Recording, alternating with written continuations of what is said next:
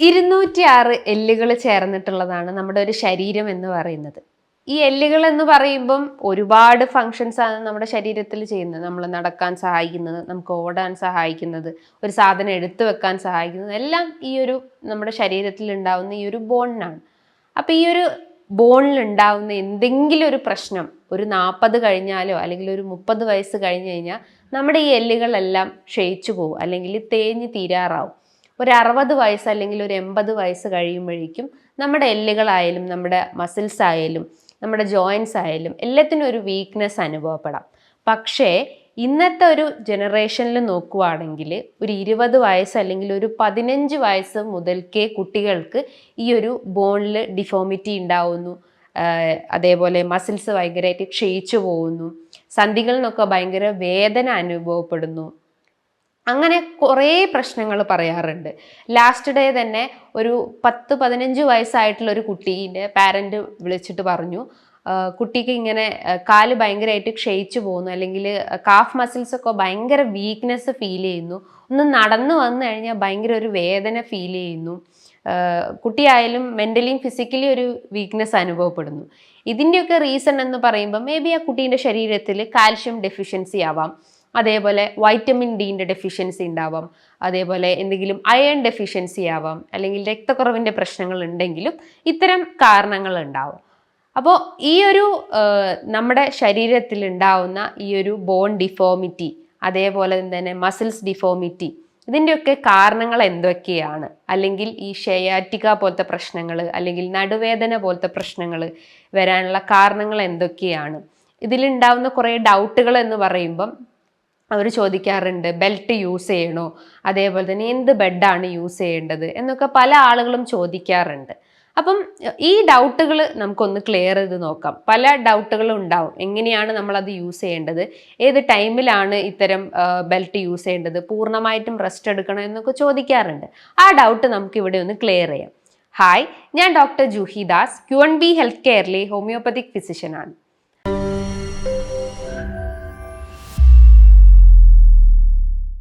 അതിശക്തമായിട്ടുള്ള നടുവേദന അനുഭവപ്പെടുക, അതായത് ഒരു 35 വയസ്സ് കഴിഞ്ഞ് കഴിഞ്ഞാൽ ആളുകൾ പറയുന്ന ഒരു പ്രശ്നമാണ്. അത് സ്ത്രീകളാവട്ടെ പുരുഷന്മാരാവട്ടെ ഒരേപോലെ പറയുന്ന ഒരു ബുദ്ധിമുട്ടാണ്. നടുവിന് ഭയങ്കര ഒരു വേദന അനുഭവപ്പെടുന്നു. ആ വേദന കാലുകളിലേക്കൊക്കെ ഇറങ്ങി വരുന്നുണ്ട്, അതായത് പിൻഭാഗത്തെ കാലുകളിലേക്കൊക്കെ ഇറങ്ങി വരുന്നുണ്ട്. അതേപോലെ നടക്കാൻ ഭയങ്കര ഒരു ബുദ്ധിമുട്ട് പോകുന്നു. അതേപോലെ ഒരു സ്റ്റെപ്പ് എടുത്ത് വെക്കുമ്പോൾ നമുക്കൊരു ബാലൻസ് പോകുന്ന പ്രശ്നങ്ങൾ ഉണ്ടാവുന്നു. കാലിൻ്റെ ഉപ്പൂറ്റിയാണെങ്കിൽ ഭയങ്കര ഒരു കടച്ചിൽ ഫീൽ ചെയ്യുന്നു. കാഫ് മസിൽസ് ഭയങ്കര വീക്ക്നെസ് ഉണ്ടാവുന്നു. നടന്നു പോകുമ്പം മുട്ടിൻ്റെ ഇടയിൽ നിന്നൊക്കെ ഭയങ്കര ശബ്ദം കേൾക്കുന്നു, ഒരു ക്രെപ്പിറ്റസ് എന്ന് പറഞ്ഞിട്ടുള്ള ആ ഒരു സൗണ്ട് കേൾക്കുന്നു. അങ്ങനെ കുറേ പ്രശ്നങ്ങൾ പേഷ്യൻസ് വന്ന് പറയാറുണ്ട്. ഇതിൻ്റെയൊക്കെ റീസൺസ് എന്ന് പറയുമ്പം അവരുടെ ശരീരത്തിൽ ഉണ്ടാകുന്ന പല രീതിയിലുള്ള ചേഞ്ചസ് ആണ്. അവരുടെ ലൈഫ് സ്റ്റൈലിൽ ഉണ്ടാകുന്ന ചേഞ്ചസ് ആവട്ടെ, അതായത് എന്തെങ്കിലും ഡെഫിഷ്യൻസീസ് ആവാം. ന്യൂട്രീഷണൽ ഡെഫിഷ്യൻസിയാണ് നമുക്ക് മെയിൻ ആയിട്ട് പറയേണ്ടത്.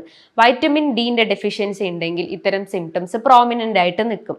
വൈറ്റമിൻ ഡി എന്ന് പറയുമ്പോൾ എന്താ, അതൊരു ഫാറ്റ് സോല്യബിൾ വൈറ്റമിൻ ആണ്. അതായത് നമ്മുടെ എല്ലിനും അതേപോലെ തന്നെ നഖങ്ങൾക്കായാലും അതേപോലെ പേശികൾക്കായാലും ജോയിൻസിനായാലും എല്ലാത്തിനെയും ഒന്ന് സപ്പോർട്ട് ചെയ്യുന്നു, അല്ലെങ്കിൽ അതിനെ സ്ട്രെങ്തൻ ചെയ്യുന്ന ഒരു ഇമ്പോർട്ടൻറ്റ് ഫാക്ടറാണ് വൈറ്റമിൻ ഡി എന്ന് പറയുന്നത്. അപ്പോൾ അത് നമ്മുടെ ശരീരത്തിൽ കുറഞ്ഞു കഴിഞ്ഞാൽ, അതായത് ഒരു 30 താഴെയായി കഴിഞ്ഞാൽ, അത് കുട്ടികൾക്കാവട്ടെ മുതിർന്നവർക്കാവട്ടെ ഇത്തരം ലക്ഷണങ്ങൾ ശരീരത്തിൽ കാണിക്കും.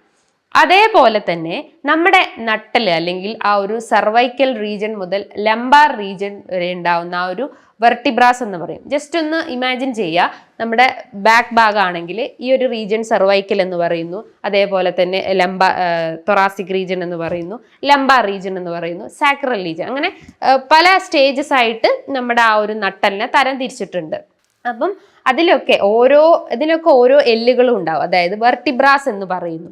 ഈ വെർട്ടിബ്രാസിനെയൊക്കെ സപ്പോർട്ട് ചെയ്യുന്ന ഒരു കുഷൻ പോലത്തെ ഒരു സ്ട്രക്ചർ ഉണ്ടാവും. അതേപോലെ അതിനകത്താണ് ഡിസ്ക് എന്ന് പറയുന്നത്, അല്ലെങ്കിൽ ആ ഒരു വെർട്ടിബ്രാസിനെ മെയിൻറ്റെയിൻ ചെയ്യുന്ന അല്ലെങ്കിൽ ആ ഒരു പോസ്റ്റർ മെയിൻറ്റെയിൻ ചെയ്യുന്ന ഒന്നാണ് ഈ ഡിസ്ക് എന്ന് പറയുന്നത്. അതായത് ജസ്റ്റ് ഒന്ന് ഇമാജിൻ ചെയ്യുക, 2 വെർട്ടിബ്രാസ് ആണെങ്കിൽ അല്ലെങ്കിൽ കശേരുക്കളാണെങ്കിൽ ഇതിൻ്റെ ഇടയിൽ ഒരു റബ്ബറി സ്ട്രക്ചർ എന്നൊക്കെ പറയാം, അല്ലെങ്കിൽ ഒരു പ്ലാസ്റ്റിക് ടൈപ്പ് പോലത്തെ ഒരു ഫൈബർ സ്ട്രക്ചർ ഉണ്ടാവും. അതിനെയാണ് നമ്മൾ ഡിസ്ക് എന്ന് പറയപ്പെടുന്നത്.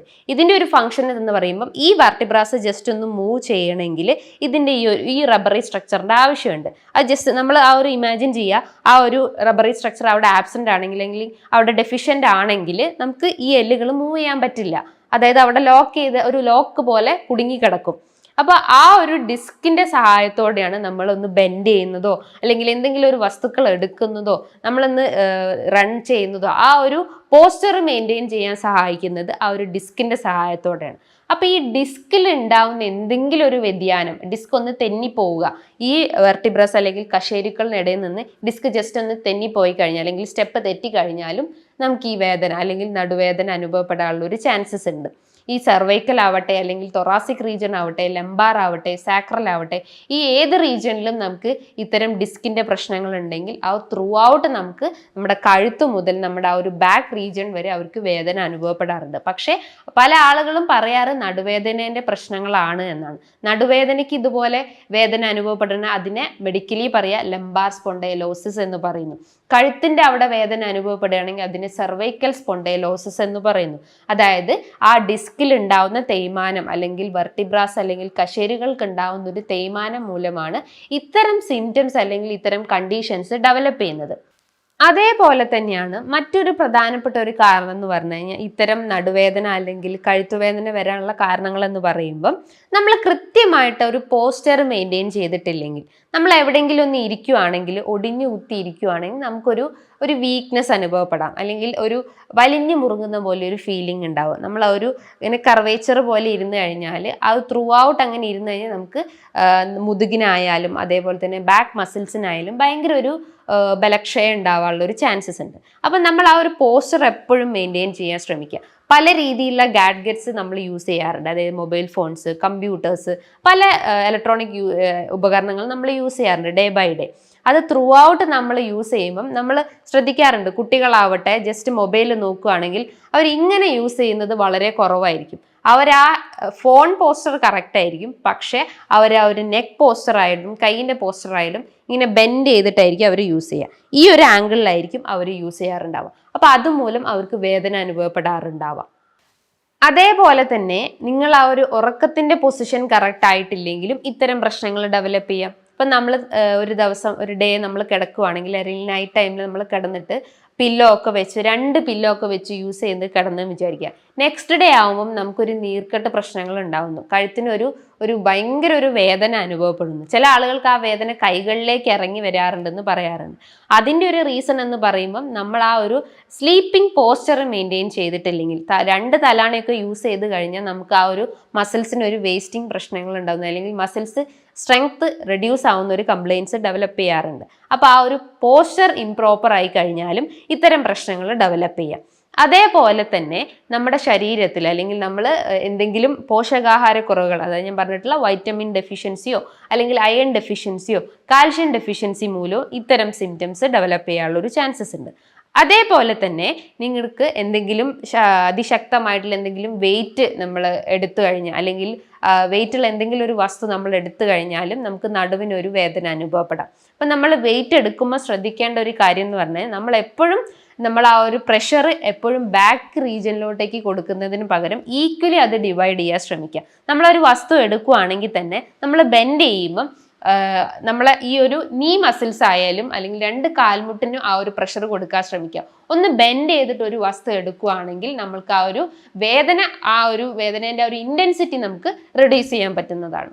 അതേപോലെ തന്നെ മറ്റൊരു പ്രധാനപ്പെട്ട ഒരു റീസൺ എന്ന് പറയുമ്പം നമുക്ക് ഇത്തരം വേദന വരാനുള്ള ഒരു കാരണം എന്ന് പറഞ്ഞു കഴിഞ്ഞാൽ നമ്മുടെ ആ ഒരു കശേരുക്കൾ അല്ലെങ്കിൽ എല്ലുകൾക്ക് ഉണ്ടാവുന്ന തേയ്മാനം, അല്ലെങ്കിൽ നമ്മൾ മുൻപ് ഏതെങ്കിലും കുഞ്ഞായിരിക്കുന്ന സമയത്ത് വീണിട്ടുണ്ടാവും. അപ്പോൾ അതുമൂലവും ആ ഒരു ഹിസ്റ്ററി ഉണ്ടെങ്കിലും നമുക്ക് ഇത്തരം വേദനകൾ വരാനുള്ള ഒരു ചാൻസസ് ഉണ്ട്. അതേപോലെ നിങ്ങളെ പൂർവികർക്ക്, അതായത് അച്ഛനോ അമ്മയ്ക്കോ അല്ലെങ്കിൽ ഗ്രാൻഡ് പാരൻസിനോ ഒക്കെ ഇത്തരം ഡിസ്ക് പ്രശ്നങ്ങളോ അല്ലെങ്കിൽ എല്ലിലും തേയ്മാനം പ്രശ്നങ്ങളോ ഒക്കെ ഉണ്ടെങ്കിലും അതുമൂലം അതിനൊരു 70% നമ്മുടെ ശരീരത്തിലേക്ക് ഹെറിഡിറ്ററി ചാൻസസ് ആയിട്ടുള്ള വളരെ കൂടുതലാണ്.